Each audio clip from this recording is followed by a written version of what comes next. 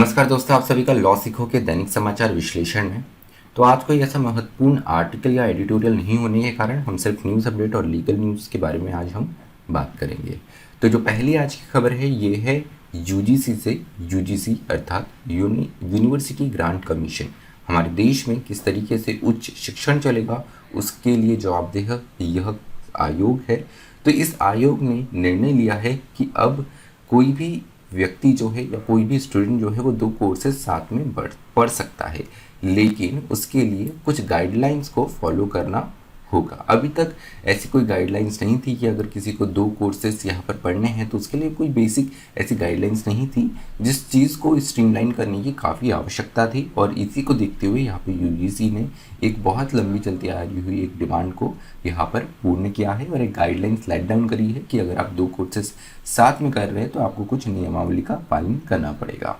उसके बाद में आज की जो दूसरी खबर है ये है प्रभात पटनायक के बारे में। प्रभात पटनायक भारतीय अर्थशास्त्री एवं पॉलिटिकल कमेंटेटर है, राजनीतिक विश्लेषण करता है। तो इन्हें 2022 के मैल्कम अदिशिया अवार्ड के लिए सिलेक्ट किया गया है। इनके कार्यों के लिए इन्हें ये अवार्ड दिया गया है। इनके इकोनॉमी और पॉलिटिकल कमेंट्री का जो इनका एक योगदान रहा है समाज के लिए और विश्व के लिए, देश के लिए, उसके लिए उन्हें अवार्ड के लिए चुना गया है। अगली खबर है international Gandhi award for leprosy 2021 के बारे में। यह अवार्ड जो है इस वर्ष 2021 के वर्ष दिया गया डॉक्टर भूषण कुमार जो कि चंडीगढ़ के हैं, और साथ ही सहयोग कुष्ठ यज्ञ ट्रस्ट गुजरात को। इन्हें यह अवार्ड हमारे देश के उपराष्ट्रपति वेंकैया नायडू के द्वारा दिया गया है। यह अवार्ड जो है ये शुरू किया गया था गांधी मेमोरियल लेप्रोसी फाउंडेशन के द्वारा, और हर वर्ष ये अवार्ड लेप्रोसी अर्थात कुष्ठ रोग के खिलाफ जो लड़ाई लड़ी है भारत ने और जो लोग योगदान दे रहे हैं उन्हें दिया जाता है। चलिए लीगल न्यूज़ की ओर आते हैं। तो आज की जो पहली खबर है ये है डोमेस्टिक वायलेंस एक्ट के संबंध में। सेक्शन 12 के अंतर्गत domestic violence act section 12 domestic violation act के अंतर्गत अगर कोई डोमेस्टिक वायलेंस का इंसिडेंट हुआ है तो आप कोर्ट में, मजिस्ट्रेट कोर्ट के सामने एक एप्लीकेशन फाइल कर सकते हैं।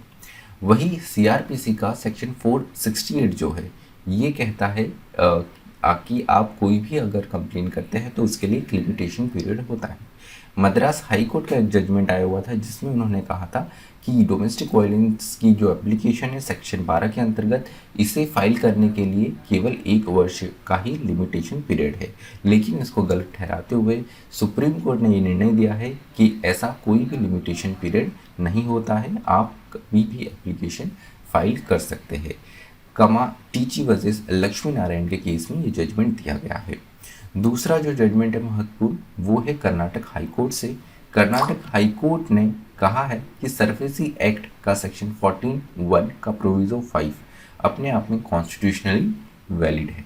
इस प्रोविजो के अंतर्गत कौन सा अकाउंट यहाँ पर NPA non performing asset declare होगा, ये जो क्रेडिटर है उसके ऑथराइज्ड ऑफिसर के द्वारा डिक्लेयर किया जाना है।